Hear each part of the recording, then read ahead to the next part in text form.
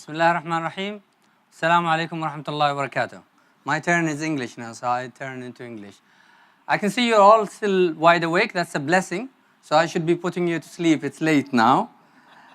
We'll start with this picture. This is a picture that this is a guy called O'Brien, and I loved it. It says, we pay a lot of money for doctors to make us better, to bring back our health, when we should actually be paying the farmers to keep our health.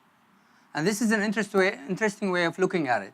How many of us actually think who is making our food? I'm not talking at the kitchen or the dining table. I'm taking right at the grassroots, at the farm. How many of us do care about who is actually cultivating those fruits and vegetables that we are consuming? Yeah, we have someone here. Good, thank you. Round of applause for her.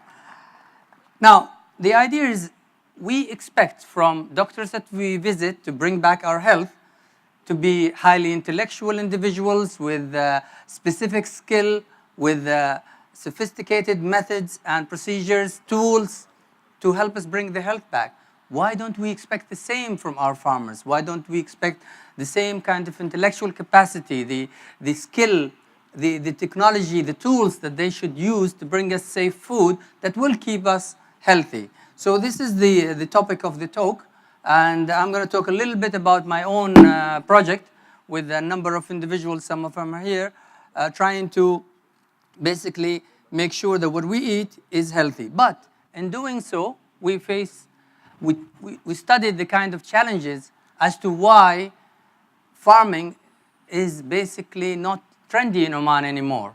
And we want to talk about some of the fundamental challenges that are not so much to do with what the government should be doing. It's what the society should be doing. So we'll start now with the most fundamental, I think, challenge for farmers.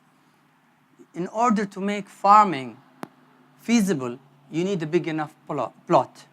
What happens is, with the inheritance law, Sharia, you inherit, the father gives to 16 children, the next generation maybe fewer, 8 children, and then 4, and so on. You end up with very small plots.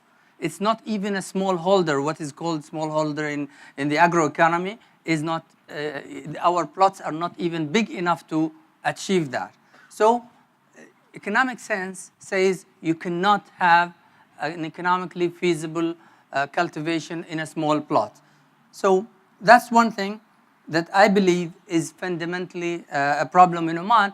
What other countries have done is they've got societies to work together to basically get smallholders to work together to make it more economical. I'm going to go for the next one first here. I'll go for this guy. I like his style. He's a good man. This is I think the second most important reason why farming is not trendy anymore. People moved, this urban migration, moving from the villages where people cultivated around their homes, in their properties owned for generations. They left those properties back home and came to the cities, urban migration, in order to earn more through jobs, either in business or government and so on. So there are very few guys like this guy still cultivating their own land back in their hometown. And the young people, how many of you are farmers? None. You are? You're a farmer. So we have one. Thank you very much. That makes 2 of us.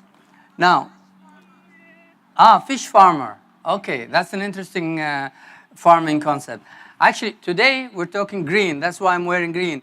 But I also do some, I have a trial on fish farming, and we're also doing some animals. But he needed pictures.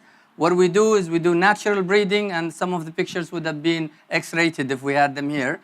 So we went for the green part today. We're not talking about fish farming or the animal breeding.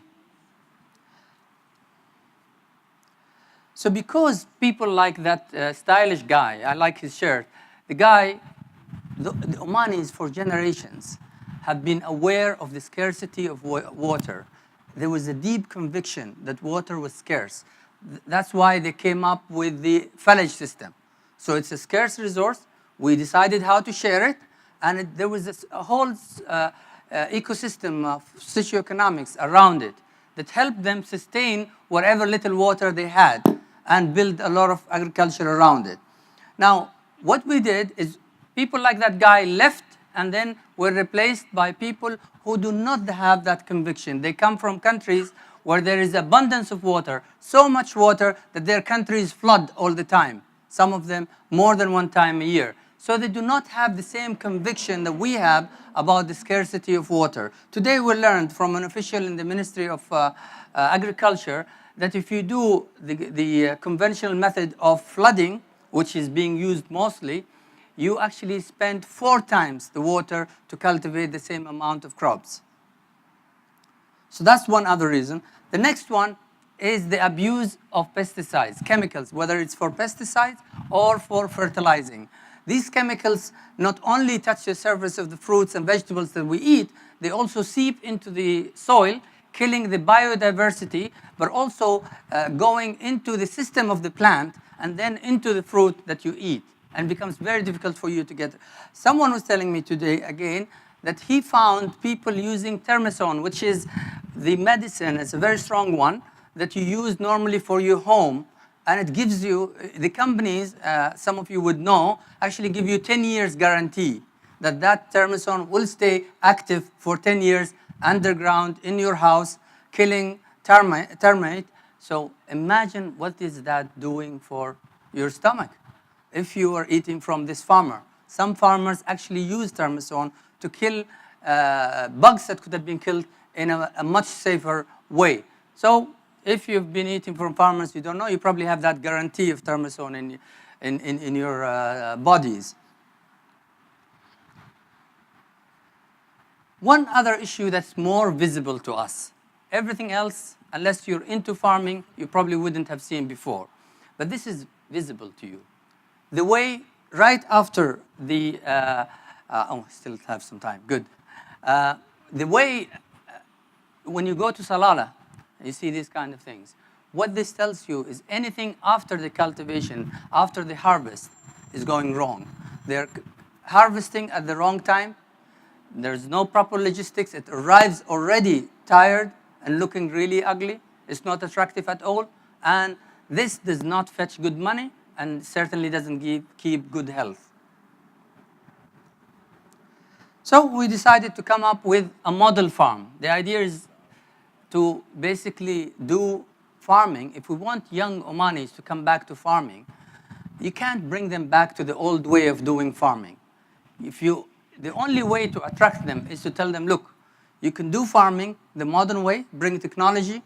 You know, it would be much more attractive if you tell them, come, this is a technologically based farm, come and manage it, they will. And we have a number of Omanis. We have up to 6 Omanis now managing different parts of this farm. There are more than one farm, but we're talking about one. This particular one has technologies for open field, for shaded fields, and for controlled environment, which is in a greenhouse. And you can see those are the cultivations, all those fruits from and vegetables from the same particular farm, which has a number of 23 greenhouses and some open field and a controlled environment through the shaded. Last but not least, that's the result, which is a good basket of fruits from Hasad, the company we're introducing today. This is the company behind the model farm. We have achieved a number of crops at the highest quality. But you know, I've always been talking to entrepreneurs, telling them the first employee you should employ is the salesperson. Your company only starts if you make your first sale. I failed to do that in my own project. After we cultivated, we couldn't find anyone to sell it. And we had no clue how to sell vegetables.